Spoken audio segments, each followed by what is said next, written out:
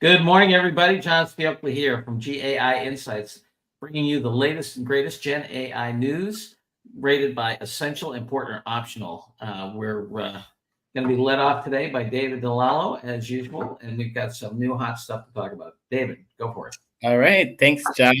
First, we definitely want to introduce our special guest rater today, Mr. Pete Blackshaw. I know you have a history of fun with John, but also you've recently started your own company, Brand Rank AI, and obviously have a great background spending time in digital at Nestle and at Nielsen Online. So thanks for having us, and maybe just tell us quickly about your new endeavor. Yeah, BrandRank.ai is kind of trying to be the Nielsen ratings of AI search results. And we think it's critically important for brands to know where they stand.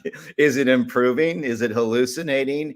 But I really think that the AI search results are infinitely revealing of brand value, positive and negative. And you can't manage what you can't manage what you can't measure. So we want to jump in early on the measurement space, similar to you guys. All right, very cool. Wow. That's going to be so critical. Yeah, definitely. We will look forward to hearing your thoughts today.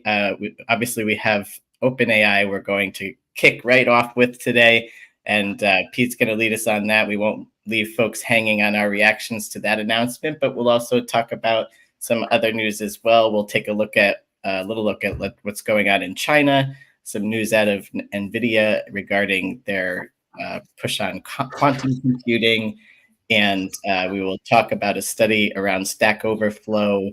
And we're going to kick off right now, with OpenAI. So, Ankash, introduce us, please. Thanks, David. So the first one that we have for today is a big one from OpenAI.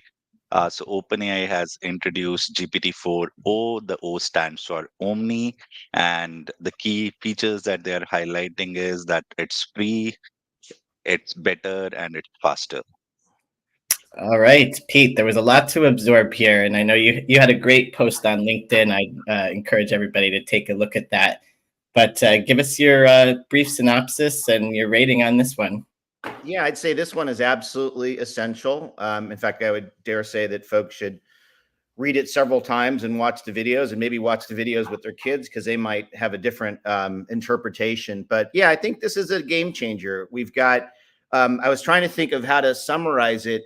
And I would say, first and foremost, the term that kept coming to mind was almost like the Alexification of AI, of OpenAI, but smarter, more empathetic, a bit more humble, and definitely more integrated with other modalities. And so this is kind of a triumph of voice that I think everybody, Google, Amazon, was trying to get to. And now it's really coming to us furiously in a very, very user-friendly format. And I think that's going to be a game changer. And then closely related to that, I think OpenAI is further democratizing access, or lowering barriers, lowering costs. We're seeing in our own research that certain underrepresented segments are disproportionately using AI tools. And I think that's because of the screaming utility. And so now we've got the biggest platform further lowering barriers. And I think we need to really spend some time interpreting that. I love the way OpenAI teed up the data. It's very Sesame Street simple. I love the videos. They're very humble. I love the way they show mistakes and bloopers. It kind of opens them up to us. It makes it kind of betrays the stereotype of the arrogant, brosters in Silicon Valley. And I think it's incredible. Opening up the chat GBTs to everybody is a big deal. There's a lot of innovation going in there. It's a bit of a fire hydrant, but there's a lot there. I would encourage everyone to spend the next couple of weeks taking it piece by piece. But it's another game changer in this OpenAI tsunami. Yes, just hope you mean fire hose, not fire hydrant. Anyway, fire hydrant, fire hose, whatever you call it. I'm overwhelmed. We were discussing before the call. It's great that those of us that have the Plus subscription immediately have access to this. Sometimes there's a bit of a lag as they roll it out over various users, and so far everyone I've talked to has access to play with it, and it is super fast. It's incredibly fast. I messed around with it a bit this morning. I don't know if anyone's going to disagree with Essential here, but I'd love to hear what stuck out for you, Adam and John, on this. Sure. Well, first, I just want to note, when Pete Blatchford says this is essential. I mean, Pete is so knowledgeable. I mean, he's right in the middle and has been for most of his career of the river of advertising cash that funds all this whole part of the economy. So for Pete to say, look, this is essential in this is, that's whatever. Jacques Papin telling you this is a good. Thanks, John. Right. I mean, it's a big deal.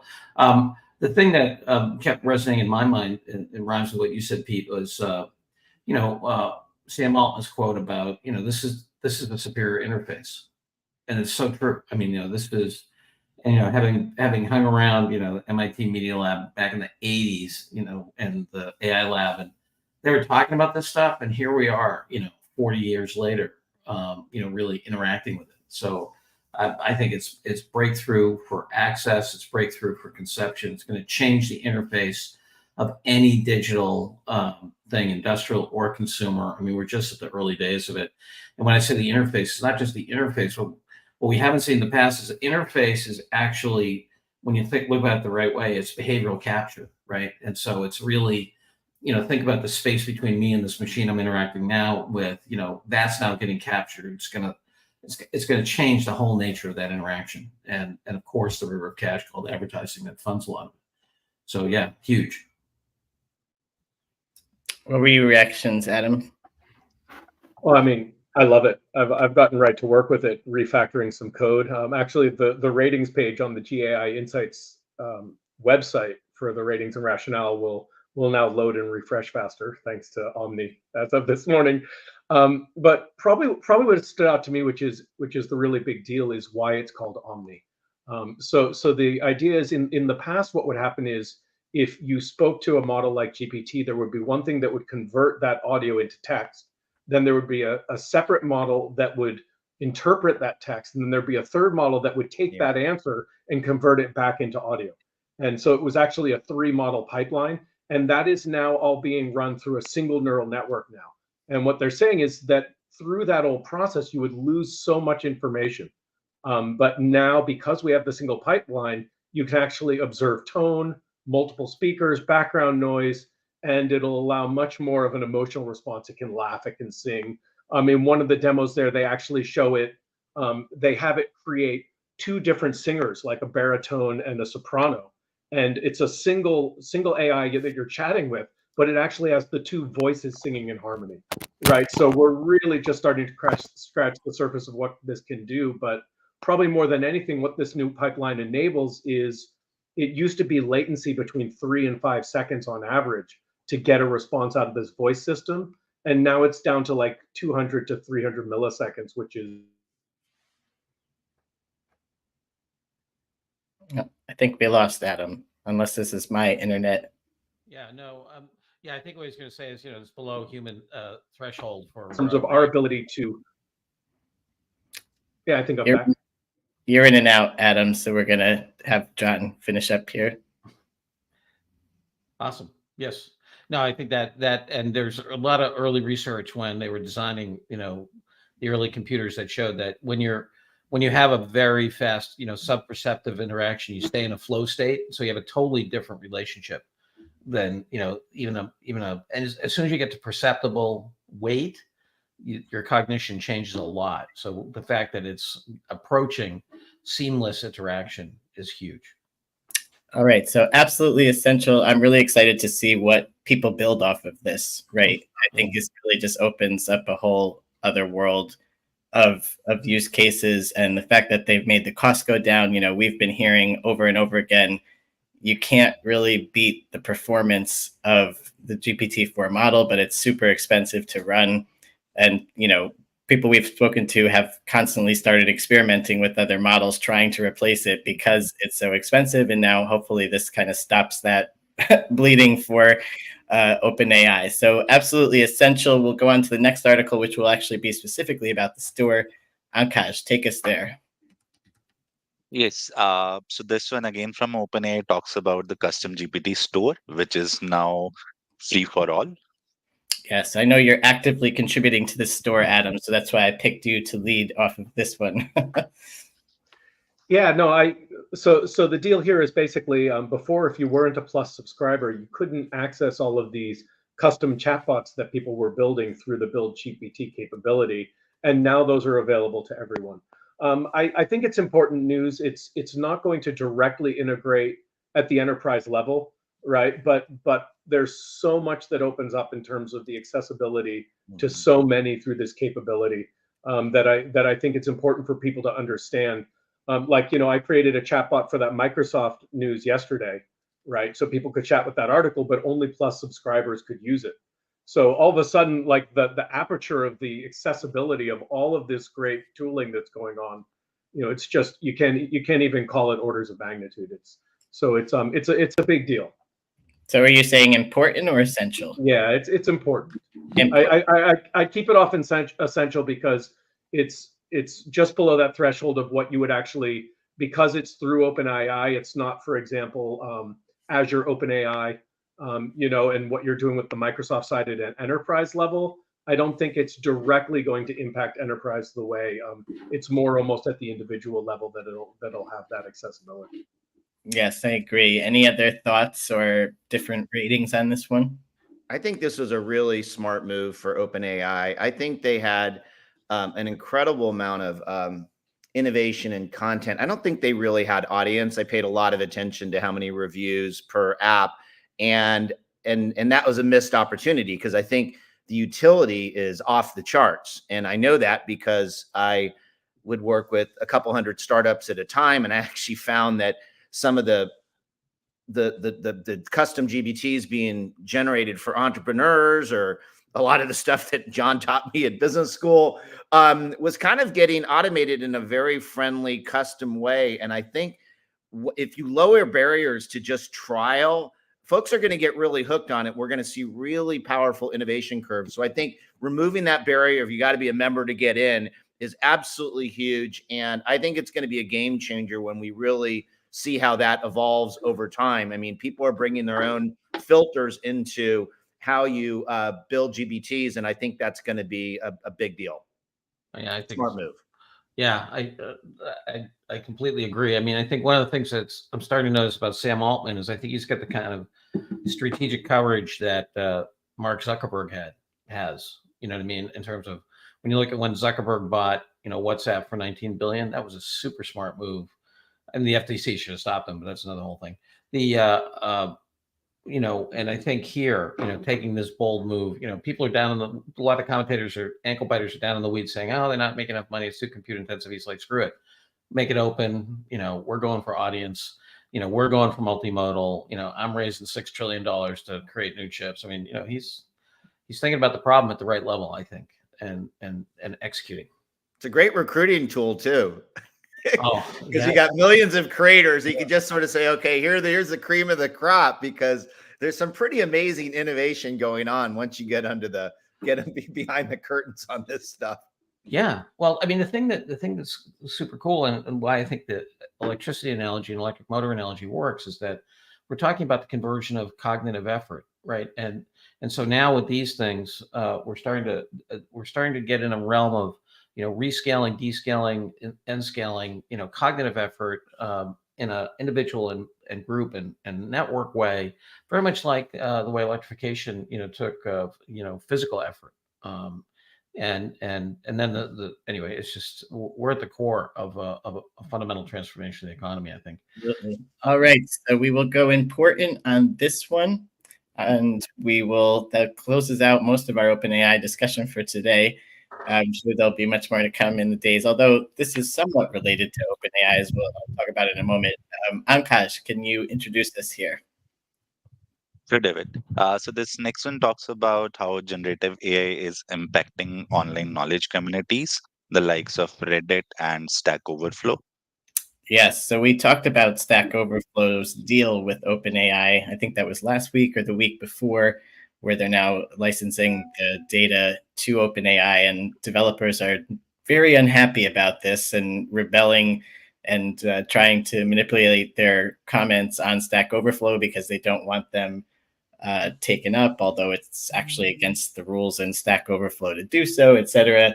And here we see actually there's a chart, if you scroll down Pankaj, that shows the actual decline in usage that was noted in the article we discussed around Stack Overflow.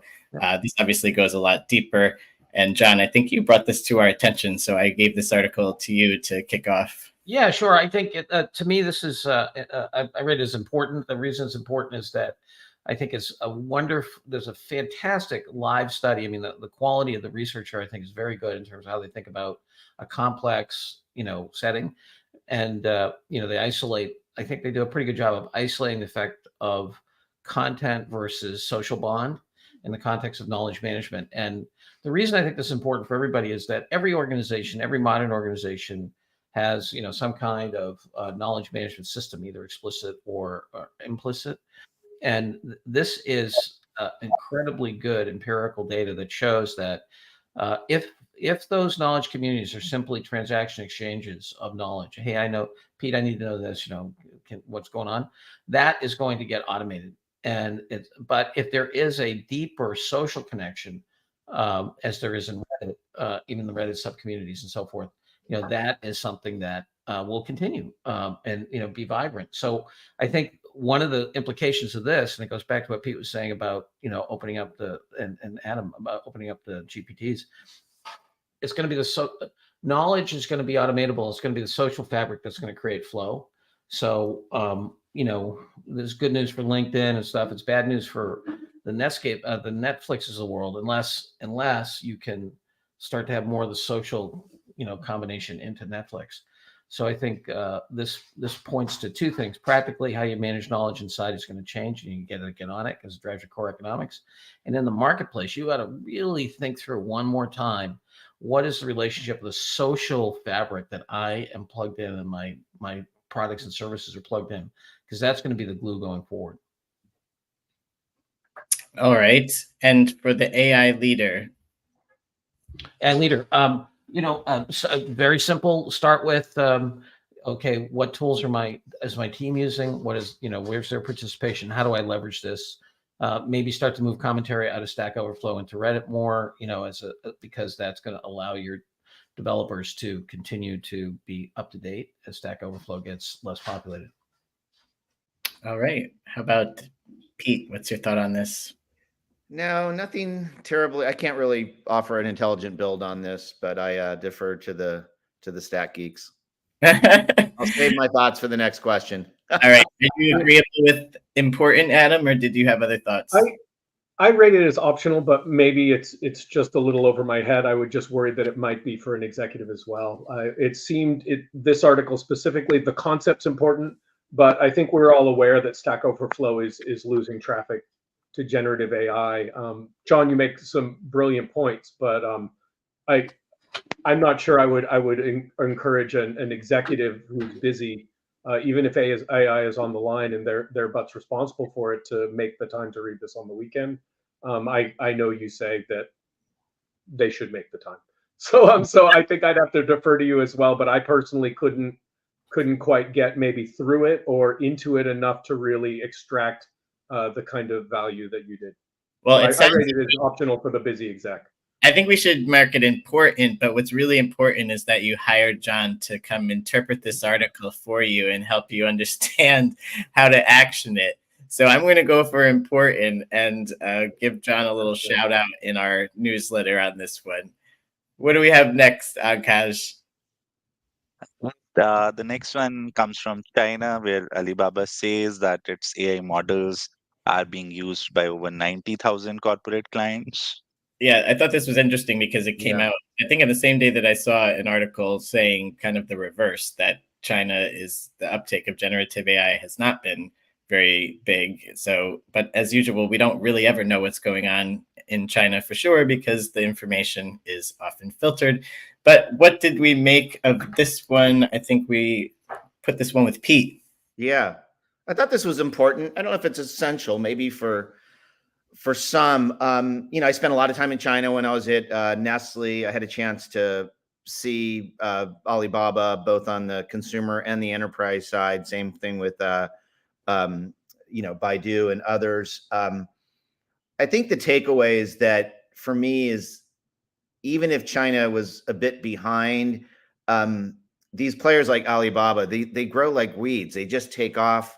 I I did a lot of work with WeChat and figuring out how to bring that into the enterprise and build a bridge to our Facebook Workplace tool. And the penetration into the enterprises at that level just creates an incredible innovation platform. And I just wouldn't take them for granted. I wouldn't assume they'll be behind for long. And if the article is in fact true, it sounds like they're actually ahead in key areas. So I would just say, it's important reading, and pay very, very close attention. There was no market that impressed me more when I was at Nestle than China, in terms of just leapfrogging ahead of others. And they're good fast followers who can jump ahead very quickly. So that was my takeaway. All right, John, Adam, what were your thoughts? Important is the rating on the table so far? Yeah, I could go for important. I mean, I think, as Pete says, that it is the combination of the audience, the established players, and the research. You look at a lot of the research papers we're looking at, in terms of advanced robotics and new kinds of insights on model creation and model improvement. I think you're getting a lot out of China. You just can't, I think you can't discount that. And I think geopolitically, there's going to be a lot of countries that would rather run the Chinese models than run the U.S. models for political reasons. So it's going to be big. So I would say important. Mm-hmm. I was on the optional camp only because I couldn't come up with a great takeaway for the AI leaders specifically. As news and as someone that follows AI, and obviously having an interest in US and China and how this is all shaping out between us, important. But I struggled to find how this was important for the AI leader. What did you think, Adam? David, I guess we have to ask ourselves, are we talking about a North American AI leader? Right. I mean, there are a lot of the conversation comes back to me of, well, how many U.S. companies are going to accept a model like this into their business? But there are tens of thousands, hundreds of thousands, millions of companies that have AI leaders outside of North America, right? And if we want to speak more broadly, then absolutely there are places that are going to adopt these leading models and the use cases that are coming out of China, to the point made before potentially they're going to accept something like OpenAI into their environment. So maybe we need to open our aperture and broaden our horizons a little more in terms of thinking about the target, or maybe we just have to be really clear that our target is really the North American enterprise, right? And that's our audience here. So depending on the answer to that question, I would probably leave it at optional or buy into the important rating. Well, given John's the CEO, we can have that question. We can ask him for an executive decision. Trying to be global, John. Global. All right, global it is. So we'll go with important on this one. And Ashish Bhatia, who is a guest with us last week or this week, I think it was last week, is backing your assessment, John, in terms of obviously China not being far behind and being on all the research papers. Okay, yep. So let me bring Ankaj back, and we will move on to Nvidia here. Yes, so this next one from Nvidia, it talks about how Nvidia has launched quantum computer centers with open source CUDA-Q platform. Yes, and I did not get a chance to kind of look up QPUs here. I have some familiarity with quantum computing from my days in thought leadership at McKinsey. There were a few partners that were really hot on quantum, and we released a monitor publication every year and had a lot of thought leadership on it, but I don't remember discussing QPUs at all, and I didn't get a chance to look it up. So if anybody can enlighten me on how that's different than some of the other mechanisms for quantum computing, let me know. But right now we're going to Adam on this. I think this is one to watch. It's the future of where this is going in terms of not just the processing speed, but the efficiency gains that we're seeing out of it. But at the moment, I think it's too early. We're talking about 9 supercomputers and some really big brain modeling kind of stuff that's going on. They talk about the Nvidia Grace Hopper chips, which I'm inferring I'm a little bit with you on the QPU as well, David, but I believe the QPU is basically the processor within these Nvidia chips that's now being tied into this quantum computing to allow these new efficiencies and these new compute at scale. So I think it's very, very interesting. It's going to be the future as these things get more and more energy hungry, especially for the massive computational tasks. But it's probably optional news still at this point. I see Pete nodding in agreement. Yeah, I just think the infrastructure build can, marches on, opens up more possibilities. All right. Well, I still don't understand the control logic of quantum, but it's like, how did this? Anyway, that's not. The QPUs versus a qubit. I need to, I guess, read a little more. I thought I was pretty knowledgeable about this for a layman, but this article threw me for a loop and told me to go do some more homework. So I'm going to do that this weekend. I just don't understand how you query the qubit and get that new information. Anyway, that's yeah. Okay, we will go with optional on this one, and I believe we're moving to our last piece here. Right, David. So the last one is around robotics and talks about how exploration-focused training can help robots handle new tasks immediately. Yes, they called their training method maximum diffusion reinforcement learning. John, what did you think about this? Yeah, I rate it as optional. Something to watch if you're in robotics.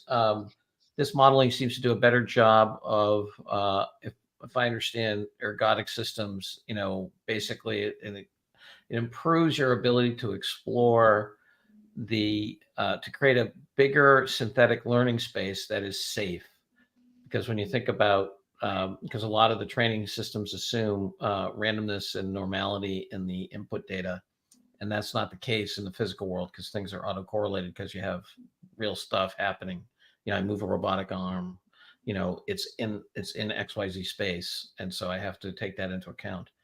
Apparently this particular kind of statistical modeling does a better job of increasing the randomness and therefore the learning space of the robots. And so I think that's a pretty cool addition, but optional.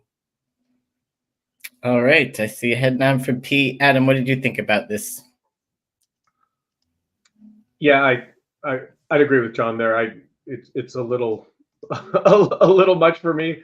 I tried to get into it, but it lost me a little bit, and it seems a little too theoretical to really be relevant. Yeah, if there's any argument for optional, I mean, they actually say at the end of the article that this is not a perfect method. It's not really ready to take over any method that's already in place right now. So I think squarely on optional, and Ankaj realized it as well and already has our summary slide up for the day. So we have, obviously, the OpenAI news is essential, although the store itself we marked as important because it's not quite as essential for the enterprise. We've got two other importance. One, the effect of generative AI on knowledge communities, and specifically looked at Stack Overflow and Reddit. Then we've got the news out of China, which we've marked important because we are now a globally focused firm. And we've got two optional at the end. Those are the most recent that we discussed. Pete, I know it's early days for your company, but is there anything that you want to leave the viewer with? And we hope you come back and we'll check in with you on progress.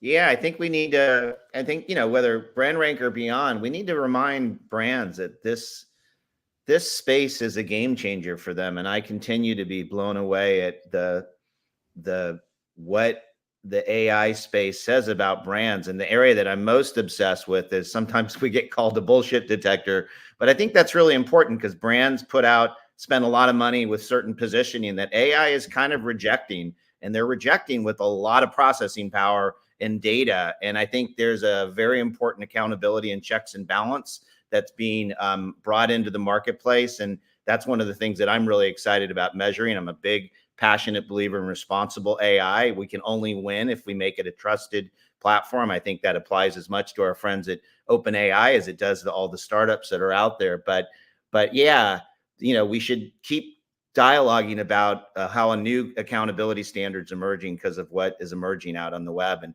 every time there's another iteration of these tools, we can just do even better analysis on it. Yeah, it's amazing. And at the HBS thing, Marty Sir Martin of WPP He was just talking about just going through the stats in terms of how the flow of money. I think linear media is like 150 billion, and I think digital media is what, 3 or 4 times that, Pete? Is that right? And so, Huge. that's where this is going, and then that accountability. So you talk about where the money's going to be. It's I think the kind of stuff that Pete's doing about and you have to rethink your brand entirely. You've got less control of the channel. It's more about the social fabric. It's new analyses and so forth. One last thing, as a guy who did teach statistics for a little while, it amazes me. I mean, we are back like we were in World War II when they were doing, firing algorithms, things like that. The algorithms and the stats, your statistical modeling capability is now a strategic advantage. Totally. Oh my God. It has been true in the financial markets for the past 20, 30 years. Now it's coming to all markets. So more and more markets are going to look like financial markets in terms of where the value added is. Yeah, I totally agree. I mean, even I don't know if we'll call them prompts in a year, but prompts are also your black box competitive advantage. I mean, we figured out ways of breaking up the term sustainability into 8 different categories, and we're pretty amazed at what it can provide. And like, who needs surveys, right? Yeah. Yeah, and not for now, but Pete, you and I should talk about Jerry Zaltman created the Z metallization technique. I don't know if you're familiar with that. Yeah, I am familiar with him. Yeah, of course. So what that is the ability to actually measure and describe the innate mental model we have. So I think if people can explore what that mental model is out in the social network, combine that with a statistical model to be able to transact that in advertising and commerce, that is huge. And I mean, that is, I think guys like Palantir are doing this on a social network analysis. Right. And they're using the mathematical sociology to do it. This is a combination of cognitive mathematics and social mathematics that are then going to be served up by these powerful mathematically driven semantic and transaction models. I mean, it's a model world. It's crazy. Hey, I wanted to give you guys a shout out. I love what you're doing. I think it's so important for the web. I know you're building a business, but it's also just, we need to unpack these issues. I don't see enough thoughtful dialogue. I see a lot of hype. I see a lot of bells and whistles, but this is thoughtful. This is deliberative, and we need a lot more of it. So just know you've got a viral fan. Well, thanks, Pete. All right, thanks. This was a great show, everybody. We will see you tomorrow, same time as usual. Thanks for joining us, and have an amazing day. Bye-bye.